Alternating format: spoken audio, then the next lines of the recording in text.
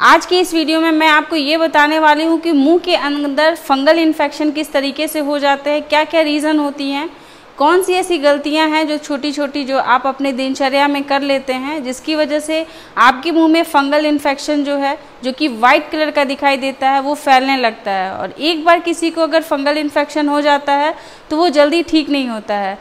इस fungal infection को हम लोग कैंडिडा एल्बिकेंस कहते हैं। इसी को दूसरा नाम जो है उसका ओरल थ्रश होता है। ये छोटे बच्चों में भी हो सकता है, बड़े लोगों में भी हो सकता है, वयस्क में भी हो सकता है। इसके लिए कोई उम्र जो है वो निर्धारित नहीं है कि ये किस में होता है।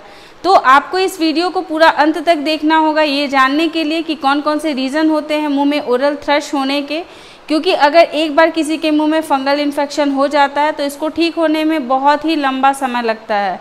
वीडियो को पूरा देखने के बाद भी अगर आपके मन में इससे रिलेटेड कोई भी क्वेश्चन आता है, कोई डाउट होता है तो कमेंट जरूर कीजिएगा, बहुत जल्द इसका आंसर करेंगे। हेलो दोस्तों, कैसे हैं आप सब। मैं आपकी डॉक्टर ज्योति पांडे। बहुत सारे लोगों के मुंह में, जिनके मुंह में फंगल इन्फेक्शंस होती हैं, उनकी कुछ ऐसी गलतियां होती हैं जो वो करते हैं जिनकी वजह से ऐसा हो जाता है, और नहीं तो ऐसी बहुत सारे मेडिसिन्स होते हैं जिनकी वजह से ऐसा होता है। तो आपको ये जानना ज़रूरी है कि रीज़न क्या होते हैं। हम लोग एक एक करके सबसे पहले रीज़न्स के ऊपर आते हैं। सबसे पहला जो रीज़न होता है वो होता है एंटीबायोटिक्स का। आज हमारे भारत में बहुत ही आसानी से एंटीबायोटिक्स जो है आपको हर घर में लोग खाते हुए दिख जाएंगे। किसी को एक छोटा सा जुकाम होता है, फीवर होता है, तो भी लोग एंटीबायोटिक्स स्टार्ट कर देते हैं बिना ये जाने कि कौन से एंटीबायोटिक को कितना दिन तक लेना है, कैसे लेना है, इसके डोजेस क्या होते हैं।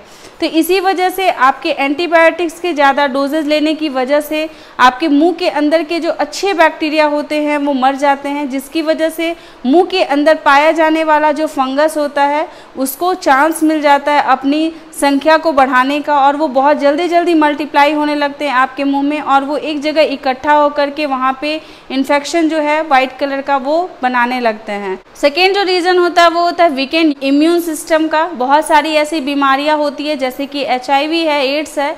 ऐसे कंडीशंस में इम्यूनिटी जो होती है इंसान की वो बहुत ज़्यादा कमज़ोर हो जाती है। आपकी इम्यूनिटी जो है, आप कितना भी अच्छा डाइट ले लेते हैं फिर भी आपकी इम्यूनिटी जो है वो कॉम्प्रोमाइज़ सी हो जाती है। तो ऐसे लोगों में ऑटोमेटिकली जो है वो फंगल इन्फेक्शन जो मुंह में बनने लगते हैं।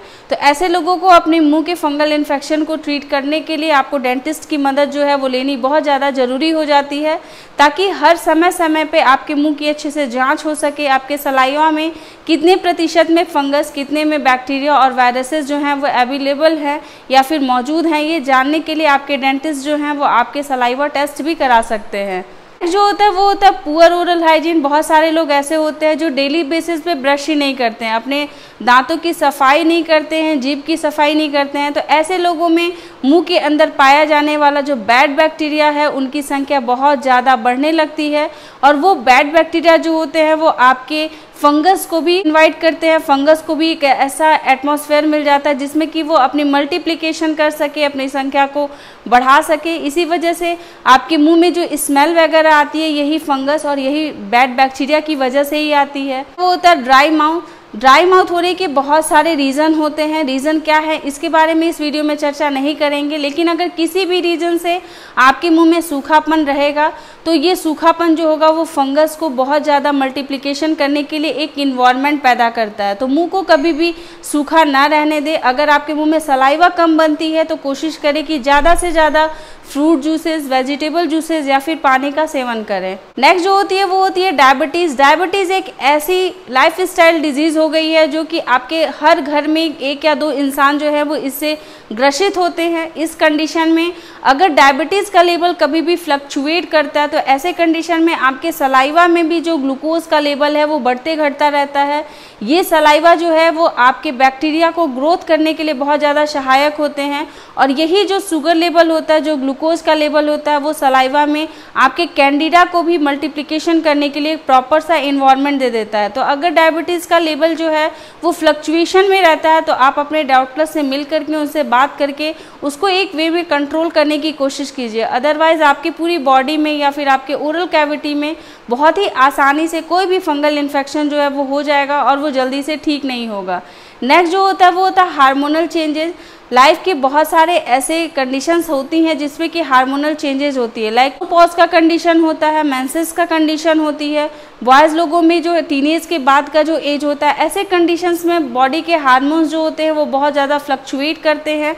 और ऐसे कंडीशंस में भी अगर आप अपना प्रॉपर इम्यूनिटी का ख्याल नहीं रखते हैं, अपने स्ट्रेस और एंजाइटी को कंट्रोल में नहीं रखते हैं, तो आसानी से आप में फंगल इन्फेक्शन ग्रो हो सकता है। स्मोकिंग जो है वो एक बहुत ही कॉमन सा कॉज होता है, क्योंकि स्मोकिंग करने से आपके मुंह का सलाइवा जो है वो सूखने लगता है, और ये स्मोकिंग जो है वो आपके फंगस को बहुत अच्छा सा इन्वायरमेंट भी देता है। तो स्मोकिंग अगर करते हैं और मुंह में अगर कोई वाइट पैचेज हैं तो स्मोकिंग आज के आज ही बंद कर दीजिए, क्योंकि इससे मुंह में फंगल इन्फेक्शन होने के चांसेस बाकी लोगों की अपेक्षा 10 गुना ज़्यादा होता है। नेक्स्ट होता है डेंचर। जो लोग भी बत्तीसी पहनते हैं, जिनके मुंह में अगर दांत नहीं होते हैं, तो वो एक प्रोथेसिस पहनते हैं जिसको कि हम लोग निकाल सकते हैं। लेकिन अगर कुछ लोग ऐसे होते हैं जो कि अपने डेंचर को अच्छे से निकाल करके डेली क्लीनिंग नहीं करते हैं, तो उनके डेंचर के नीचे जो है वो फंगस लग जाते हैं, और ऐसे फंगस जो होते हैं वो आपके मसूड़े के ऊपर स्प्रेड कर सकते हैं, और ये मल्टीप्लाई करके काफ़ी संख्या में बढ़ सकते हैं। उसके बाद आपको हो सकता है कि डेंचर पहनने में भी बहुत ज़्यादा दिक्कत हो। तो एक मेन प्रिकॉशन होता है, डेंटिस्ट आपको डेंचर देते हैं तो उसी समय आपको ये बताते हैं कि आपको डेली जो है अपने डेंचर को रात में निकाल के सोना है, उसको अच्छे से सुबह वॉश करना है, उसके बाद अपने मुंह में लगाना है। तो ये हर किसी को करना है जो लोग भी डेंचर पहनते हैं, अदरवाइज उनके मुंह में फंगल इन्फेक्शन होने के चांसेस बहुत ज़्यादा हो जाते हैं। विटामिन डिफिशियंसी जो एक बहुत बड़ा रीज़न होता है, क्योंकि अगर आपके बॉडी में बैलेंस नहीं रहेगा विटामिन्स की, तो भी फंगल इन्फेक्शन के ग्रो होने के चांसेस होते हैं। लाइक अगर आप में विटामिन B12 की डिफिशियंसी है या फिर आयरन की डिफिशियंसी है, तो उसकी जांच करने के लिए आप अपने फिजिशियन से संपर्क जरूर कीजिएगा। अगर आपको बहुत ज़्यादा थकावट लगती है, कोई भी काम करने में परेशानी है, तो मिल करके आप अपने विटामिन की जाँच करके अपने बॉडी में जो भी न्यूट्रिशन की कमी हो रही है उसके लिए मेडिसिन लेके आप बहुत जल्दी ठीक हो सकते हैं। लास्ट और बहुत ही इंपॉर्टेंट पॉइंट होता है वो होता है मेडिकेशन। बहुत सारे ऐसी बीमारियां होती है जिनके लिए आपको लाइफ टाइम तक मेडिसिन लेनी पड़ती है। उस बीमारी होती है वो होती है अस्थमा की। अगर कोई इन्हेलर के रूप में अस्थमा यूज़ करते हैं तो ऐसे लोगों के मुंह के अंदर के जो बैक्टीरिया होते हैं वो मर जाते हैं, और ऐसे लोगों में फंगल इन्फेक्शन के होने के चांसेस भी बहुत ज़्यादा बढ़ जाते हैं। कुछ ऐसे लोग भी होते हैं जिनको कि ऑटो इम्यून डिसऑर्डर होती है। अगर ऐसा कोई बीमारी है तो उनकी बीमारी में उनके बहुत लंबे समय तक कॉर्टिकोस्टेरॉइड्स मेडिसिन जो हैं वो चलाने की ज़रूरत पड़ती है। जब भी कभी कोई स्टेरॉइड थेरेपी होती है तो भी आपकी इम्यूनिटी जो है वो कॉम्प्रोमाइज हो जाती है और फंगल इन्फेक्शन होने के चांसेस बढ़ जाते हैं। तो अगर कुछ भी ऐसा है तो आप अपने डॉक्टर से ज़रूर मिलें। हर 3 से 4 महीने पे डॉक्टर की सलाह ज़रूर लें। अगर आपकी बॉडी में कोई भी इन्फेक्शन हो रहा होगा तो सबसे पहले वो आपके मुंह में दिखाई देता है, और उससे आप पता कर सकते हैं कि आपकी बॉडी में कुछ चेंजेस हो रही हैं या नहीं। आई होप कि आपको ये वीडियो जो है वो समझ में आया होगा। मैंने जितने भी ऊपर के 10 पॉइंट्स आपको बताए हैं, अगर आपको कोई भी ऐसी परेशानी हो रही होगी तो आप अपने नियर के डॉक्टर से ज़रूर मिलिएगा, क्योंकि हर किसी की मेडिसिन जो होती है वो एक नहीं होती है, हर किसी के कंडीशंस एक नहीं होती हैं। आपके साथ हर छोटे से छोटे इन्फॉर्मेशन को शेयर करते रहेंगे, लाते रहेंगे नए वीडियो। तब तक के लिए अपना ख्याल रखिएगा, अपने आसपास के लोगों का ध्यान रखिएगा। Take care, bye bye.